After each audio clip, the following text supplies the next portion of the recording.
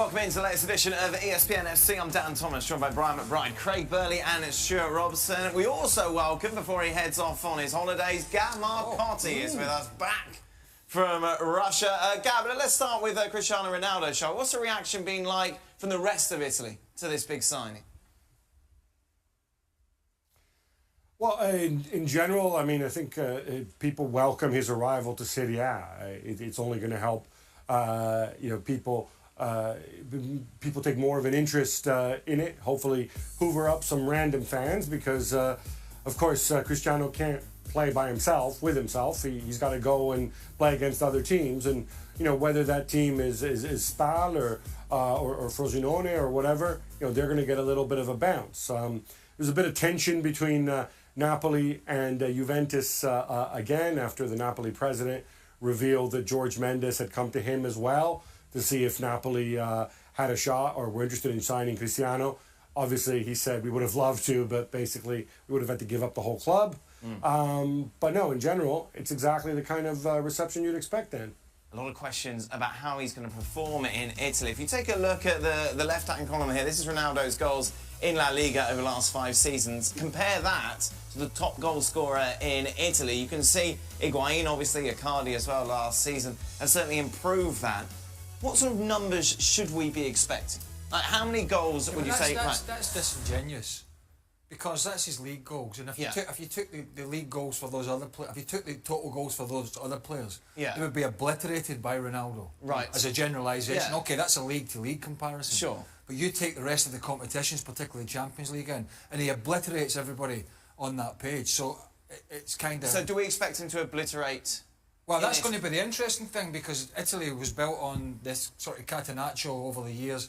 And the historic defending of the Italian teams. But of course, a lot of the Italian league now is foreign players. And particularly in the last few seasons, the top end of Serie A has been way more attacking than it's been in previous years. In fact, it's been quite exciting to watch. And there's been some great performances, particularly from Juventus and Napoli, Sampdoria, Inter, teams like that. I don't expect him to get the 45, 50 goals that he was, but he might do it. I just think it's difficult to keep that up. He's got the opportunity to go and score lots of goals, because the defending isn't as good as it once was in Serie A. There's a lot more attacking football. He's playing with some excellent players. He's playing in the best team.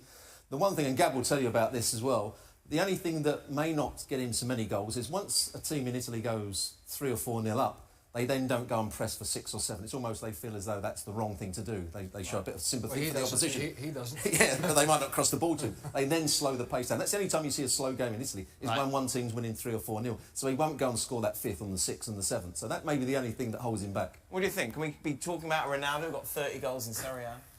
Well, last year and the year before, he started slowly. Yeah, he did. Whether or not he starts slowly again, especially after a World Cup, and not having a preseason with Juventus, that's probably going to have a big factor to play. But, yeah, I think you see Cristiano Ronaldo score goals from every different type of position. And so you expect him in a team that's pretty much dominating Serie A. I know that every year there's 1 or 2, Napoli or Roma, that sort of come up there and press up there. But for me, you look at the quality, and I see him scoring 30 goals. I do. Because he knows that he started off slowly the last 2 years, and he sure as heck doesn't want to start off slowly for a new club who's put a lot of money behind who's going to play around him, with the wide players out there, whether Higuain's going to stay, whether Dybala stays in that role. Because if Higuain still plays, I'm not sure Ronaldo can play right through the middle, because that's where Higuain plays, so he might have to play slightly wider. Which would be fine, but Higuain's nowhere near like a player with the back to the goal like Benzema can do. So I think you're going to see that sort of hybrid where Dybala will float around and so will Ronaldo. And whether or not Higuain's there or not, you can always just split them too. Let's take a look at the early odds, shall we, to win the Champions League. Barca favourites, City coming in at 11-2, Real Madrid, what would it be, 4 in a row? 13-2, like to tell everybody that, don't you? And PSG. Juventus at 7-1. Gab, what are the real expectations with regards to Ronaldo now moving to Turin? Obviously, the Serie A is kind of a given, isn't it? Is it to win the Champions League? No, I don't think they signed him because they're obsessed with winning the Champions League. As we said, I think they've signed him because they want to go to the next level commercially, and they believe Cristiano delivers that. And as far as his goal scoring in Italy, if I can just jump back on what you guys are talking about, I agree with what Stewie said about him not scoring as many goals for the simple reason that in Italy, once you're 3 goals clear, most teams, and certainly Juventus, they do not enjoy running up the score. And it's just that's why you don't see those 5, 6, 7, 8 nils that you sometimes get in Spain. The other factor is the defending might not be as technical, but they're still pretty tactically sound. And finally, Allegri is a guy who will rotate his players, including his big players, to keep them fresh from the Champions League. So I wouldn't be surprised if Ronaldo's minutes go down compared to last season. You look at their Champions League chances, Brian. Do you agree with the fact that they're behind all those teams, including Real Madrid? Yeah, with the changes in the back, with of course, still plenty strong defensively. They did extremely well this year. You add Ronaldo to it. I think they have a chance. I think they have an opportunity. This far out, not knowing exactly the draw, not knowing the group, I mean, it's so hard. Oh, Brian, come on. I know, it's so hard to say. What are you talking about? I just want to know, are they winning the Champions League? That's it. No, I don't think they're going to. I don't think they're going to win the Champions League, but I do think they're going to compete well in the Champions League again. I think there's a fair chance that they could win the Champions League. I mean, I don't see why they're as far down the list. What have they been to in the last two finals and a semi-final? Yeah, was it? And they played very well against Real Madrid when they were 3-0 down from the first leg. They came back to get it 3-3. It was only that last-minute penalty, wasn't it? I mean, the record in the Champions, okay, they haven't won it in the last 3 or 4 years, but they're just always there, and they're not weakened by Ronaldo going there; they're strengthened. Yeah. So, and Real Madrid are weakened by Ronaldo leaving. Man City have got no pedigree in the competition. PSG have got no pedigree in the competition. So why would they be further down the list than they were last year? I don't get it. Gab, sticking with some Juventus news, I woke to lots of stories regarding Zinedine Zidane possibly going there. Is there any truth to this, and what sort of role would he have? That's news to me. I mean, I think Max Allegri is firmly entrenched. I'm not sure Zidane would go there, just kind of to hang out. I think at this stage, when you've been the Real Madrid manager, I would imagine if you leave Real Madrid, unless you're making some sort of lifestyle choice, if you turn up at a club again, it's going to be to manage. Let's talk about some rumours then, shall we? The big one, of course, regarding Liverpool and the possibility of Alisson making their move. What can you tell us about this, Gab? Well, they're very close to agreeing a fee. I'm told the fee's not yet been agreed. Liverpool's offer around about 65 million euros. Roma holding out for more. I think they fixed the price around 75 million. Obviously, the relationship between the two ownership groups, as we all know, is very, very good. But of course, neither one wants to do the other one any other favors. My guess is they will likely meet in the middle, and Roma and Liverpool will both be happy, and Alisson will be happy too. It's a great move, isn't it? Yeah, for them? well, the good ship Sympathy was sort of steaming along with the Carrier stuff, wasn't it? Yeah. And let's be honest, that's all it was. Was he concussed? Did that make him make the mistakes? And the bottom line has always been the two of them are not good enough to take Liverpool where they want to go. If they pull this off, that's just another fantastic piece of business from Liverpool. He's had 2 excellent seasons at Roma, but only the season before that he was number 2 to Szczesny.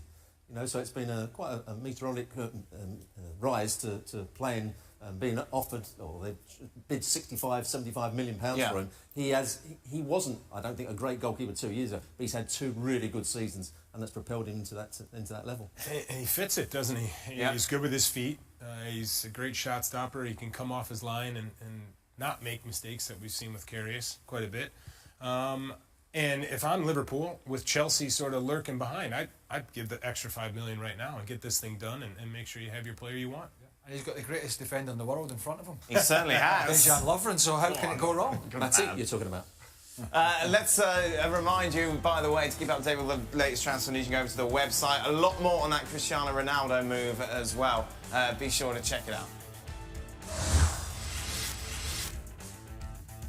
Be sure to check out Mark Ogden's article over on the website. Great stuff about whose stock has risen and whose has fallen during the World Cup. The obvious ones are there, the likes of Mbappe obviously going up, Neymar and Messi going down. I want to talk about some players that maybe we haven't discussed that much after their performance in the World Cup. Starting off with Eden Hazard, whose I think stock has definitely risen, hasn't it, after what we saw in Russia, particularly in the Brazil game. Yeah, I mean, it's not like he's an unknown quantity. Yeah. But he had a very good World Cup. Slightly disappointing in the French game. Him and De Bruyne, I never had memories of him. He didn't have the best of games. But yeah, if his stock is risen, if he's in that category, I wouldn't argue with that. Yeah. Because the bar was set pretty low. He didn't have a great season, did he, for Chelsea? He did okay, but not his best season. He played better the season before, but I thought his performances were excellent in this tournament. He twisted and turning, racing away at pace, making the right decision. If he had a centre forward with him, and Lukaku did well in certain games, if he had a centre forward who he could play 1-2s off, it'd have been even better because he was trying it and Lukaku was making the wrong sort of runs. But I think his stock has risen. Yeah. Yeah. You're a big Hazard fan, Brian? I am. I think, to me, it always seemed if he was interested or not. If he wasn't interested at Chelsea, he'd just drift out on the wing. He'd get the ball and play it backwards. He wasn't really going at players one-on-one. I think you saw an Hazard who was interested in this World Cup. He was taking people on. It would be a worry if he wasn't interested in playing in the World Cup, wasn't it? Yeah, but, I mean, there's definitely been cases when players have become disinterested, and that's become a problem. So to me, it has to be the right place for him to go. And I know there's large talk about Real Madrid. I can definitely see that working out well because of the players around him. He's not going to have to do a lot defensively. He's going to be excellent going at players, and makes sense to me. Meanwhile, Kieran Trippier, what a tournament he had. Stock definitely risen. Yeah, absolutely. And he got a huge benefit because Gareth Southgate decided to play with a back three long before this tournament started, also the qualifying. And he decided he was going to play Kyle Walker as the third right-sided centre-back, which ultimately meant there was a spot as the wing-back, because had he played a natural centre-half in there, then Kyle Walker would have been the full-back or the wing-back. So he took full advantage of that, and he had a very good World Cup, but it was unsurprising his quality on delivery. I know his free kick was great, but he's one of the better crossers of the ball when he's on the move. Generally, his crossing is very good. And again, I thought, he's... Not that I think Tottenham will be looking to sell him, but he was very good. He was lucky that Kyle Walker played on the right side of the centre-back, but he was also lucky that Kyle Walker went to Manchester City because it enabled that spot to come open. Yeah. They then went and bought Aurier from PSG, and it looks like his position might be under threat. He's a much better wing-back than he is full-back because I don't think he's great defensively. When he's taken on 1v1, he can often get beaten. Going forward, as Craig said, he's got great deliveries with balls into the box. He's a good free kick taker. That's the good side of his game. I'm not sure about him at the highest level defending 1v1. Let's talk about stock going down on players. Lewandowski. Yeah, listen, I think it's a bit tough on him just because of the scenario he was in himself. Because if you look at this Poland team, it was all about how well Robert Lewandowski was going to do. It was how well Poland was going to do.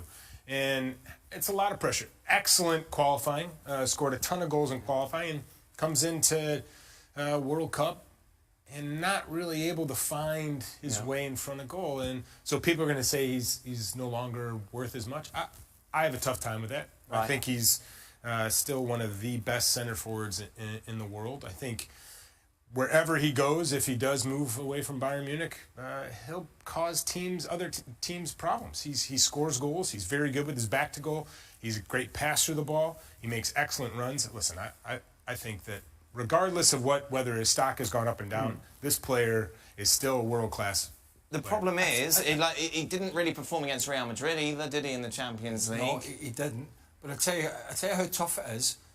You've got the winner of the Golden Boot, Harry Kane, who you could say there's more questions than answers from the big clubs, because everybody was saying, and myself included, well, he could walk into Real Madrid, and I still think he can, but there's a little bit more doubt after the tournament about his ability to really perform at the highest level. But he's won the Golden Boot. Sure. So it's a harsh environment, this World Cup. And I think, to Brian's point, Lewandowski was somewhat a victim of a stale Poland side.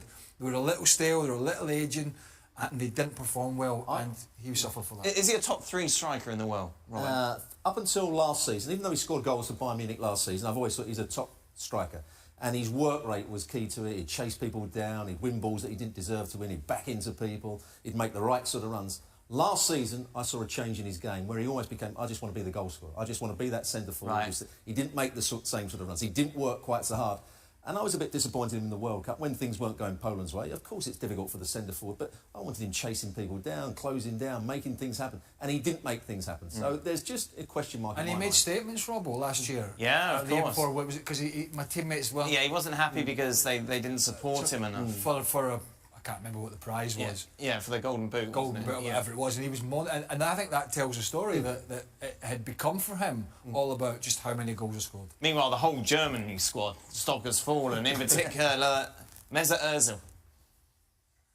Well, it has, but I mean, it would be slightly bashing just Mesut Ozil, which I'll not mention everybody else, including the coach. The only ones that stock went up was Leroy Sané because he didn't go to the damn tournament. But Mesut Ozil, in the big games where they had to go over the line.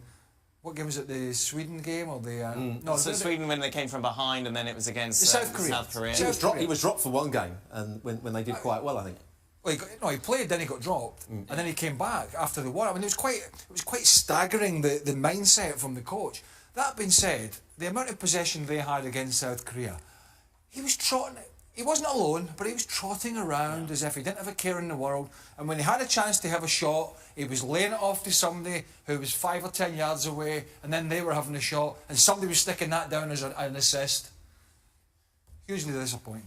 A lot more of the discussion continues over on the website. Be sure to check that out. And, oh, look at that. World Cup 2022 predictors, boys. Oh, yeah. Get ready to answer that. We need your player of the tournament, Golden Ball winner. He's on it already, Robbo. I've won it. I've won it already. I've won it. Look who's with us. If it's not our old friend Max Bretos, who is in LA with Manchester United, who once again have gone to California for their pre-season. Max, I imagine it's what everyone is talking about in LA, isn't it? That might be a bit of a stretch, although we're in Beverly Hills and the TMZ bus just drove by. I just want to say hi. There you go. How's it going? I just want to give him a look. I don't think many people are aware that Manchester United are actually here, and I think that's exactly how Jose Mourinho likes it. Obviously, the big players that were involved in the World Cup, and they have many who not only played for England, but for Belgium and for France and Paul Pogba. They were there to the duration, so it's a lot of younger guys, but give Jose Mourinho credit. He's a creature of habit. He likes to come here. He likes all that Los Angeles has to offer, and regardless of whether it's Chelsea, Man United, or whatever club it is, he comes to Los Angeles, and he loves it. Max, I know you're very chatty. You must have spoken to some of the reporters over from the UK following United. What are they saying about possible transfer targets? Not a whole lot of talk. I know that the discussion of the two Croats, Rebic and Perisic, came up, and those were kind of quelled, suggesting maybe they're not that close to finalizing them. There are some defenders in the case of Luke Shaw, who wants to play, so I think there has been discussion whether it's going to be a defensive addition, how high profile it's going to be. I don't know. Fred obviously is the big addition they've had this season. It may remain to be the case as it goes through, but this is Manchester United, and with the trade deadline coming in very close here at the second week of August, their time will run short as to who they're going to begin with at the beginning of the season, which is going to be shorthanded because many of those guys that were there for the duration of the World Cup will not start the season with United. Let's bring Gab Marcotti back into the show to talk about Rebic and Perisic. Gab, any chance United get these done?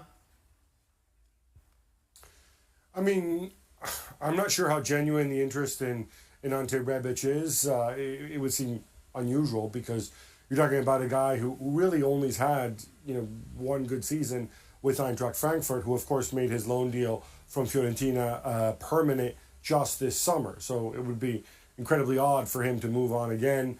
Perisic is a slightly different story in the sense that they were, of course, were after him last summer, came very close to signing him. In fact, I'm told just a couple £1 million apart. I think the difference now, 1 year on, is that Perisic is a year older. Inter don't have any great need to sell, whereas last summer it was touch and go with financial fair play. And I'm not sure United necessarily see him as a priority in the same way, given that in the interim, Alexis Sanchez has come on board as well.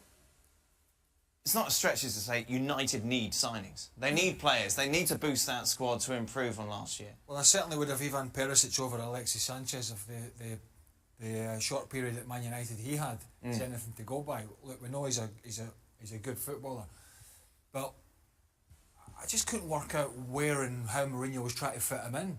last year, whereas Perisic, whether it happens or not, is certainly a player that would fit the mould of Mourinho and Man United. Good quality, really hard worker, very experienced and a World Cup finalist. Again, last year it was the money, I think. Yeah. It was United didn't want to go to a certain amount, and Inter Milan were holding out. But I don't know if it's going to happen, but I think Ivan Perisic in particular would be a fantastic addition for Man United. Yeah, it'd certainly suit the way Mourinho wants to play. He wants his wide players to track back. He wants them to work hard and get forward, go and support the front player, have that little bit of quality as well. Perisic ticks all the boxes. You like this, Brian? I do. I like him as a player. Also, I think he does give a huge addition as far as ball played in the penalty area for Lukaku. He can also run at players. And you get the feeling that he never sees a ball that he doesn't think he can win, even if he's not first choice. His work ethic, as Stu was talking about, is excellent. His defensive pressing is really good. And he always pops up with an odd goal here and there. Yeah. So I think he would be a great addition. Max, you're of course following United throughout their stay. What's the plan? Is it Mourinho press conference tomorrow? I'm hearing that Xhaka might be there as well. Yes, and some of the group is going to Phoenix, and then they will be back here. I know on the 25th they'll have their game. It's going to be at the StubHub Center, the home of the LA Galaxy. There was a game that was previously at the Rose Bowl, so that has changed. So they'll get going, and there's going to be a lot of games in a short amount of time, and this is obviously a big event for the ICCs. It's going to be disappointing with not some of the World Cup players. I think mainly Paul Pogba there, who's obviously become a superstar in a Manchester United shirt, but they'll move on. And Manchester United, as they say, the name on the front of the jerseys is as big as the name on the back. Max Bredos, thank you very much. Thanks to Gab Marcotti as well. Just a reminder, ESPN FC.